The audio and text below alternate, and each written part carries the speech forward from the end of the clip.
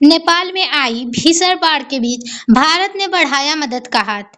क्या ये सिर्फ राहत है या दोनों देशों की गहरी दोस्ती और साझा जल संबंधों की मिसाल भी है? आइए जानते हैं।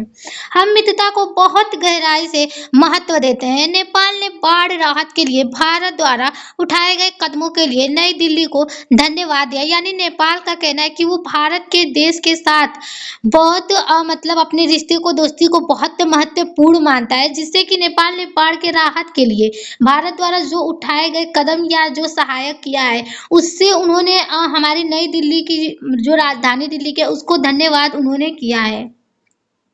नेपाल की बाढ़ और भारत की मानवीय सहायता। नेपाल में हाल ही में आई भीषण फ्लैश फ्लड ने बड़े पैमाने पर जान माल को नुकसान पहुंचाया है। बाढ़ से गांवों, सड़कों, पुलों और महत्वपूर्ण बुनियादी ढांचों को नुकसान पहुंचा है। यानी कि नेपाल में अगर देखा जाए तो बड़े पैमाने पर नेपाल में अचानक बहुत तेजी से बाढ़ आई, जिससे कि फ्लैश फ्लूडिंग यानी बहुत ज्यादा बाढ़ आई, जिसमें कि पानी बहुत तेजी से बढ़ता रहा और लोगों ने संभालने की ज्यादा समय नहीं मिला। इससे लोगों के जीवन के साथ-साथ उनके घर, सड़क, पुल जो काफ़ी बुनियादी जो चीज़ें थी उनको नुकसान पहुँचे हैं। भारत ने क्या कदम उठाया? भारत ने नेपाल की मदद के लिए तेजी से अभियान शुरू किया। प्रधानमंत्री नरेंद्र मोदी ने नेपाल के प्रधानमंत्री बालेंद्र शाह से फोन पर बात की और मृतकों के प्रति संवेदना व्यक्त करते हुए हर संभव मानवीय सहायता देने की बात कर रही थी। यानी कि उन लोगों के मतलब जो बाढ़ आया तो भारत ने नेपाल की मदद के लिए HADR यानी humanitarian assistance and distress relief जैसी अभियान चलाकर प्रधान नरेंद्र मोदी ने नेपाल के प्रधानमंत्री बालेंद्र शाह को फोन के बात करके मृतकों के प्रति संवेदन किया और उनकी सहायता करने के लिए बात की है। इसके बाद भारत वायुसेना के विमान के जरिए नेपाल को राहत सामग्री भिजवाई गई। यानी कि वहाँ भारतीय को जो वायुसेना है उसके विमान के जरिए नेपाल लोगों को कुछ सामग्री भेजी गई राहत के लिए। पहले चरण में लगभग 10 टन राहत सामग्री भेजी गई, जिसमें अस्थायी आश्रय, कंबल, स्वच्छता सामग्री, सोलर लैंप और आवश्यक दवाइयाँ शामिल थी। यानी कि जो सामग्री भारत से नेपाल की तरफ भेजा गया है उसमें आश्रय, कंबल, स्वच्छता सामग्री, सोलर लैंप जैसी कुछ महत्वपूर्ण दवाइयां उसमें शामिल की गई थी। नेपाल ने भारत को क्यों धन्यवाद किया? नेपाल के प्रधानमंत्री बालेंद्र शाह ने भारत की त्वरित सहायता के लिए प्रधानमंत्री मोदी के आभार व्यक्त किए। यानी कि वो नेपाल के जो प्रधानमंत्री बालेंद्र शाह हैं उन्होंने अपने जो देश के प्रधानमंत्री नरेंद्र मोदी हैं उनका धन्यवाद किया। उन्होंने कहा कि भारत की एकजुटता और सहायता दोनों देशों के बीच मौजूद दीर्घकालिक मित्रता और संबंधों को दर्शाता है, जो कि ये दोनों देशों की दोस्ती और उनके मित्रता को संबंध को दर्शाता है। भारत नेपाल संबंध के लिए इसका महत्व क्या है? यह घटना केवल आपदा राहत की खबर नहीं बल्कि भारत नेपाल संबंधों के दृष्टिकोण से भी महत्वपूर्ण है। ये केवल खबर मतलब ये केवल एक घटना नहीं बल्कि भारत नेपाल दोनों संबंधों दोस्तियों की भी एक दृष्टिकोण की मजबूती है। पड़ोसी प्रथम नीति, नेबरहुड फर्स्ट। भारत अपने पड़ोसी देशों के साथ संकट के समय सहयोग अपनी विदेशी नीति का महत्वपूर्ण हिस्सा मानता है। यानी हमारा जो भारत देश है अपनी पड़ोसी का मदद करना काफी ज्यादा महत्वपूर्ण हिस्सा मानता है। नेपाल को तत्काल सहायता इसका उदाहरण मान सकते हैं। यानी हाल ही में जो नेपाल का मदद किया गया है उसको हम तुरंत उदाहरण में समझ सकते हैं।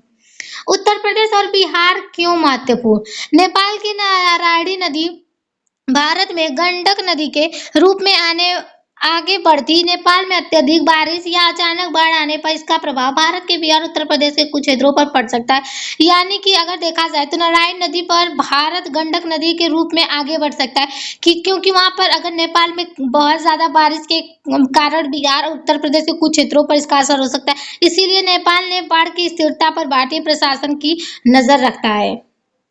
पर्यावरण और जलवायु परिवर्तन से कनेक्शन क्या है? हिमालयी क्षेत्र प्राकृतिक अपवादों के लिहाज से बेहद संवेदनशील है। फ्लैश फ्लड, भूस्खलन और ग्लेशियर से जुड़ी घटनाएं इस क्षेत्र में गंभीर खतरा पैदा कर सकता है। हालिया घटना में ग्लेशियर और बर्फ और चट्टानों के बढ़ने के कारण बाढ़ के कारणों से जोड़ा जा रहा है। यानी हाल ही में जो अभी घटना हुई है ग्लेशियरों को लेकर, उससे काफी ज्यादा चट्टाने ढलने के बाद मतलब कारण जो इसमें जोड़े जा रहे हैं। भारत नेपाल के बीच real time data sharing. Nepal में बारिश और नदी के जलस्तरीय जानकारी भारत की समय पर मिले और भारत अपनी तरफ का डेटा साझा करे, इससे बिहार, उत्तर प्रदेश जैसे क्षेत्रों में पहले तैयारी की जा सके। यानी नेपाल ने बारिश और नदी के जलस्तर की जो जानकारी थी, उन्होंने भारत में इसको डाटा साझा की ताकि पहले से ही बिहार, उत्तर प्रदेश के कुछ क्षेत्रों में इसकी पहले से तैयारी की जा सके। हिमालय क्षेत्र की निगरानी। ग्लेशियर, झीलों, भूस्खलन और संवेदनशील क्षेत्रों की लगातार निगरानी जरूरी है। रोमैंड सिंगिंग, सैटेलाइट और जीआईएस जैसी तकनीकों का इस्तेमाल किया जा सकता है। इसमें कई तकनीकों का निगरानी के लिए इस्तेमाल किया जाएगा। अंतर्राष्ट्रीय संगठनों की भूमिका। UN, world bank, Asian development bank, अन्य अंतर्राष्ट्रीय संस्थाएं आपदा रोधी बुनियादी ढांचे, जलवायु अनुकूलन, अर्ली वार्निंग सिस्टम और भारत की क्षमता आर्थिक तकनीक की सहायता भी दे सकती है। आगे की स्थिति से बचने के उपाय क्या हो सकते हैं? अर्ली वार्निंग सिस्टम मजबूत करना। भारत और नेपाल के ऐसे सिस्टम मजबूत करना चाहिए जिससे बारिश, अचानक बाढ़ और गलेरिया जुड़ी घटनाओं की पहले सूचना मिल सके। यानी कि भारत और नेपाल को कुछ ऐसे सिस्टम को मजबूत कर देने चाहिए जिससे कि चाहे जितनी मर्जी बारिश या अचानक बाढ़ आए उसे बचा जा सके। इससे लोगों के समय रहते सुरक्षित स्थानों तक पहुंचाया जा सके। अगर निष्कर्ष की बात करें तो नेपाल की इस आपदा के समय भारत की त्वरित सहायता भारत नेपाल की गहरी मित्रता और पड़ोसी सहयोग को दर्शाता है। यानी कि ये नेपाल और भारत की जो मित्रता या संबंध है वो काफी ज्यादा गहरी दर्शाता है। साथ ही यह घटना बताती है कि हिमालय क्षेत्र में बढ़ते आपदा जोखिम से निपटने के लिए भारत और नेपाल के जल साझेदारी, बाढ़ पूर्व चेतावनी, आपदा प्रबंधन और पर्यावरण संरक्षण और अधिक सहयोग होना चाहिए। यानी कि इन लोगों को और जल साझेदारी, बाढ़ पूर्व चेतावनी, आपदा प्रबंधन, पर्यावरण संरक्षण, इन सारे को और अधिक सहयोग कर लेना चाहिए ताकि आगे जाकर बचा जा सके। Thank you everyone.